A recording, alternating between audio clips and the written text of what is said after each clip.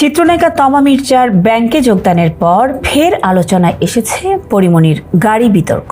2021 সালে পরিমণিকে প্রায় 3.5 কোটি টাকার গাড়ি উপহার দেওয়ার গুঞ্জনে মাসরুর আরেফিনের নাম সামনে এলেও তিনি তখন বিষয়টি পুরোপুরি অস্বীকার করেন। তার দাবি ছিল পরিমণির সঙ্গে তার কোনো পরিচয় বা যোগাযোগই নেই। তবে এখন সামনে আসছে নতুন দাবি, গাড়িটি নাকি মাসরুর আরেফিন নয়, বরং খন্দকার মাসরুর হোসেন মিতু দিয়েছিলেন। এ নিয়ে তৎকালীন ডিবি কর্মকর্তাদের ভূমিকা নিয়েও নানা অভিযোগ ও আলোচনা রয়েছে। সামাজিক যোগাযোগ মাধ্যমে মিতুর সঙ্গে পরিমণির যোগাযোগের বিষয়েও নানা দাবি ছড়িয়েছিল। ফলে পুরনো এই বিতর্কে এখন সবচেয়ে বড় প্রশ্ন, পরিমণির গাড়ি বিতর্কে আসল মাসরুর কে? মাসরুর আরেফিন নাকি খন্দকার মাসরুর হোসেন মিতু? তবে এসব দাবির সত্যতা নিয়ে সংশ্লিষ্টদের বক্তব্য ও নির্ভরযোগ্য প্রমাণই চূড়ান্ত সিদ্ধান্তের ভিত্তি হতে পারে।